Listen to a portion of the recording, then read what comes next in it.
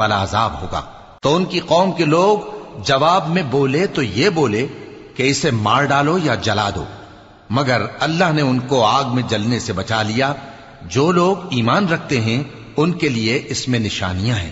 اور ابراہیم نے کہا کہ تم جو اللہ کو چھوڑ کر بتوں کو لے بیٹھے ہو تو دنیا کی زندگی میں باہم دوستی کے لیے، مگر پھر قیامت کے دن ایک دوسرے کی دوستی سے انکار کر دو گے اور ایک دوسرے پر لعنت بھیجو گے، اور تمہارا ٹھکانہ دوزخ ہوگا اور کوئی تمہارا مددگار نہ ہوگا۔ بس ان پر ایک لوط ایمان لائے اور ابراہیم کہنے لگے کہ میں اپنے پروردگار کی طرف ہجرت کرنے والا ہوں، بے شک وہ غالب ہے، حکمت والا ہے۔